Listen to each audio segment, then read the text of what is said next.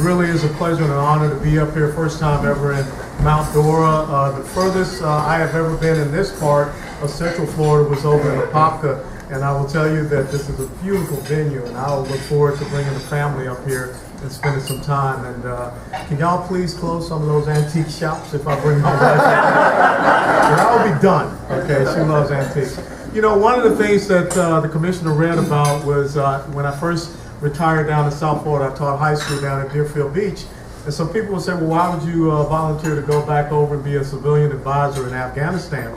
Well, I figured if I'm going to be in a combat zone, I might as well. It's a little tough teaching down there in South Florida. But it is really nice to be here today. And the theme that you have, Let Freedom Ring, I think is so important for us where we are in the United States of America, and especially for the children and the grandchildren that we have. Because what I am so concerned about is that we may end up being the first generation of Americans that leave less to our subsequent generations than what was left for each and every one of us. Right. And the thing that it just absolutely amazes me, here I was born in 1961 in the inner city of Atlanta, Georgia. My father was born in 1920 in South Alabama. He got smart, jumped the Chattahoochee River, and grew up in South Georgia. My mother was born in 1931 down in Fort Valley, Georgia. She grew up down in South Georgia as well.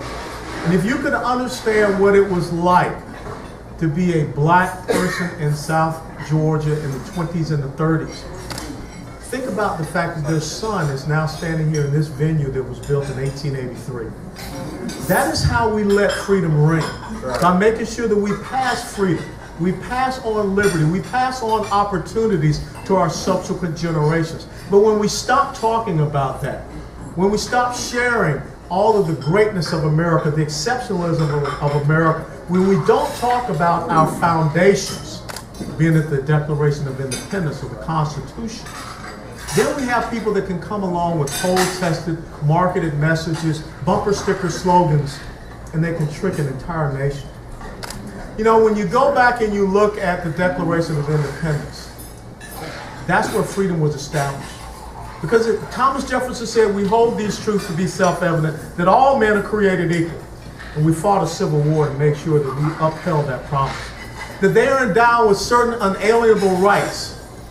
Those unalienable rights do not come from man. Right. And Jefferson was very specific in putting that in the Declaration because he was establishing something that was different. He was establishing a place where freedom, where liberty truly did not come from man, because man can take it away as soon as he can give it to you. But he said it comes from your Creator. And of these are life, liberty, and the pursuit of happiness. It is a pursuit of happiness that allows us to have our freedom in the United States of America. It is not a guarantee of happiness. Because when you start talking about a guarantee of happiness, that is something that man can give and take away, not the pursuit.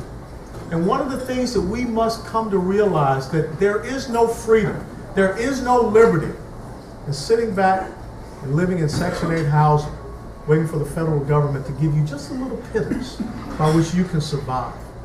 See, that's a new form of enslavement. That's an economic enslavement. That's an enslavement that takes away that individual's will, takes away their drive, takes away their determination, and eventually it takes away their freedom.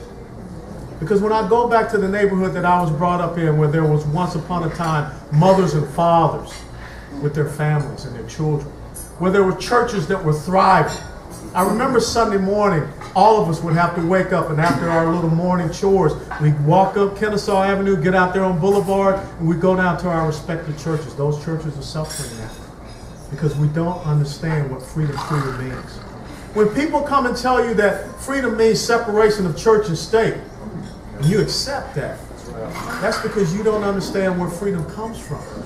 Because Thomas Jefferson wrote in a letter to the Danbury Baptist Convention, the separation of church and state means we will not have an established religion in the United States of America. We will not have a head of state that is also the head of church. But when people can take that simple concept that Jefferson wrote about and all of a sudden make you believe the separation of church and state means separating this country from its Judeo-Christian faith heritage, then you're losing your freedom. And how is that reflected? Just look at the recent decision with the Hobby Lobby case, where all of a sudden a corporation, a business, a family-owned business had to go and defend and fight for their religious freedom. Why?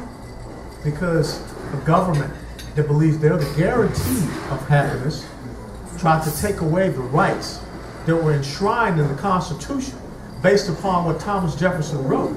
And in that First Amendment, it says the freedom of religion and the free exercise thereof, not the freedom from religion. Right. So if we are to let freedom reign, we have to first and foremost understand what freedom is. You know, there was a great quote from Abraham Lincoln that he gave at a speech back in 1864. And it was his definition in getting people to understand what liberty truly means. And I'm going to paraphrase it a little bit. But Lincoln said there is this one word called liberty, which many people use, but actually has two different meanings to two different types of people. For one people, liberty means the right and the freedom of an individual to work hard and to be able to live off the fruits of their labor. But to another group, the word liberty means the right that they have to come down and take away the fruits of one's labor for their own means. And Lincoln said, therein you have an incredible juxtaposition. In this one word that means two different things to two different groups of people. But what in truth, what it really comes down to is a difference between liberty and tyranny. If you don't understand your inalienable rights, you will never be able to have true freedom.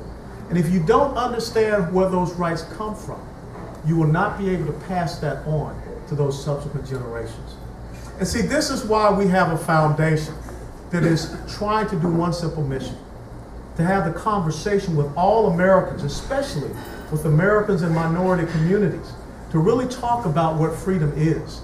Because if you're not careful, all of a sudden, everything gets turned upside down.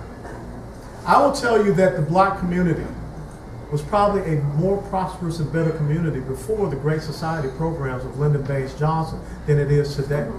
When you go back and you read the writings of Booker T. Washington, the man that I call the first Black conservative, we're not here talking about party, folks. We're here talking about principles. That's the most important thing. And Booker T. Washington at the Southern Exposition, where he gave a speech in Atlanta, Georgia, talked about 3 fundamental principles that he wanted to see for the Negro: education, entrepreneurship, and self-reliance. Now, if you're not going to tell me that those are conservative principles and values, those are the things that made Booker T. Washington and his message the establishment of Tuskegee Institute and the success of the Black community. But you look at the Black community today, do you see the education? Do you see the entrepreneurship? Do you see the self-reliance? No, you don't. You see failing schools. And you see a group of people that don't want to have school choice or charter schools in those communities. You don't see the small business development and growth that I saw when I went walking down the street from Our Lady of Lourdes Catholic School past Ebenezer Baptist Church down Auburn Avenue. Auburn Avenue, where I saw doctors' offices and lawyers' offices and small businesses. When I went back to Atlanta in October of last year and I went down Auburn Avenue, I only saw one thing that was open. That was a liquor store. Since the Great Society programs of Lyndon Johnson, the Black community now has 72% out of wedlock births. That was not the community that I grew up in. And that's what we need to have the conversation about. And the same with the Hispanic community that believes in self-reliance, believes in entrepreneurship, small business growth, faith, and family. We need to have those conversations. Because those conversations, as the commissioner said in the book that I wrote, faith, family, freedom, they're all interconnected and they're all so important. So the challenge we have here today, as we sit here in Mount Dora, is will we step up and understand and talk about what freedom truly means? Freedom does not mean that you sit back and you wait for the government's subsistence. Freedom means that you have an equality of opportunity, which is tied to the pursuit of happiness, as opposed to an equality of outcomes that's tied to a guarantee of happiness. Because when someone is telling you how far that you can go, when someone is telling you what you can truly achieve in life, that's not freedom. That's servitude. That's subservience. And that's not what Thomas Jefferson established this nation to be. That's not what James Madison, John Jay, and Alexander Hamilton wrote a constitution enshrining our rule of law for us to be. You know, I can stand here and give you a nice, pretty, feel-good speech, but I can't do that. It's just the same as when I was a battalion commander in Iraq and I stood before 700 troops 2 days before we crossed the border and we went north into Iraq. There were only 2 people in that battalion who had ever served in combat. It was myself and the sergeant major. We had to tell them the truth about what they were going into. And because of that, we didn't lose one soldier in any combat engagement during the time period when I was a commander. We trained them hard, we told them the truth. And so I'm telling you the truth right now. That which is the American dream, the individual sovereignty, our freedom, our liberties, is in danger of being lost. Right. And if we are not willing to make the stand and make the fight, the other side is willing to make that fight. But if you are not willing to make that stand and make the fight, you're going to have to look at your children and grandchildren. And you're going to have to explain to them why. That which you were able to have, that which you were given, that birthright that you have as an American citizen, you did not feel it was worth your sacrifice to pass it on to them. That's what this comes down to. See, I stand here today because of all the trials, the tribulations, and the sacrifices that my parents and grandparents went through to get me to where I am today. When I look at my 2 daughters, 21 and 17, there is no way that I will not allow them to have the same liberties and freedoms that I've enjoyed, the same opportunities for success that I have had. That's the challenge that we have.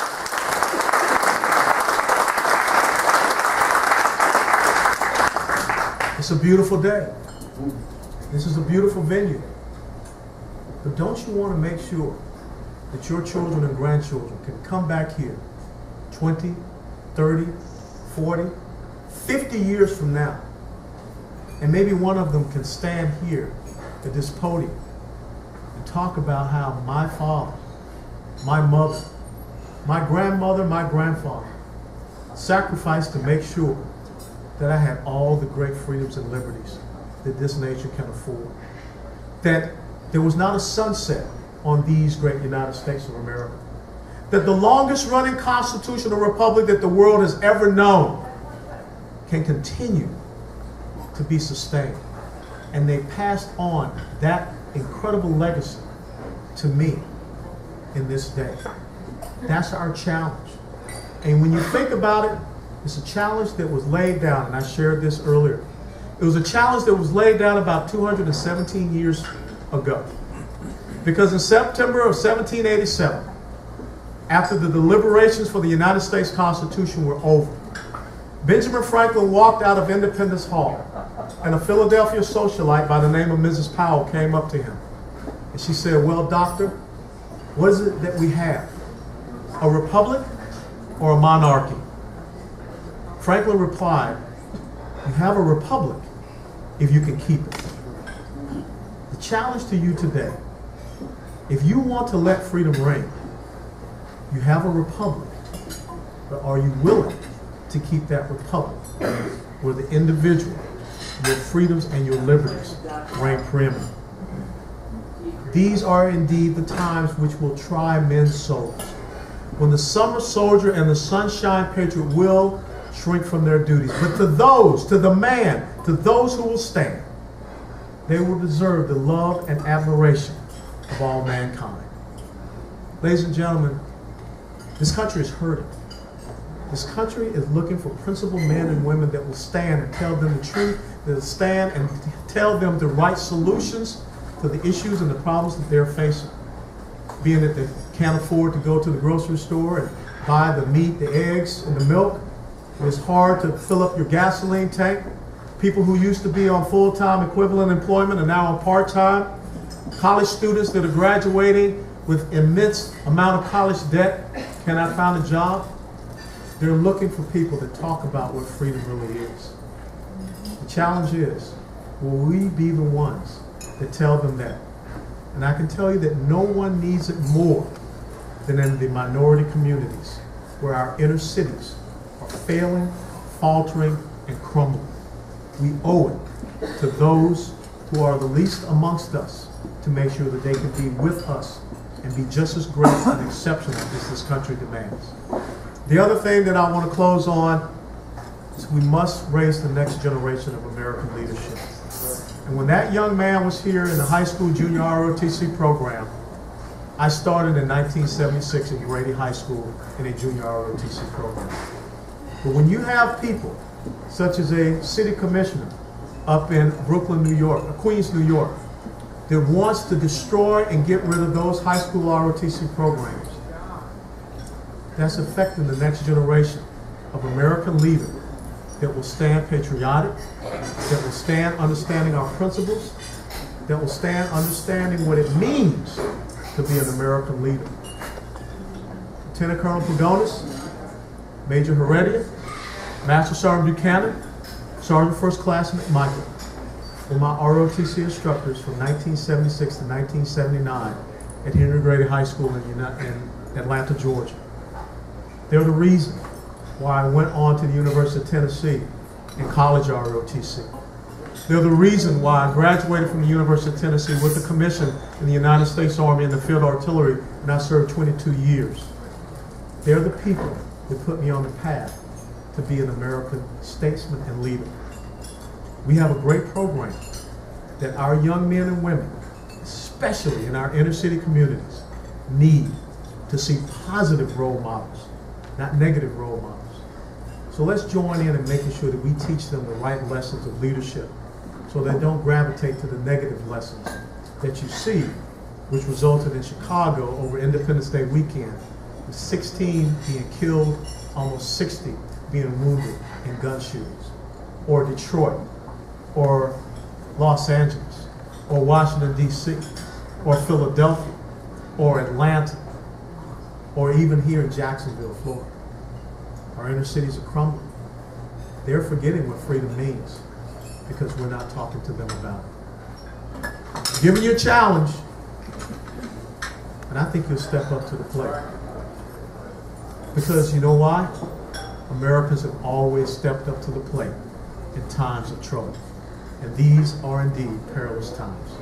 So God bless you all. God bless these great United States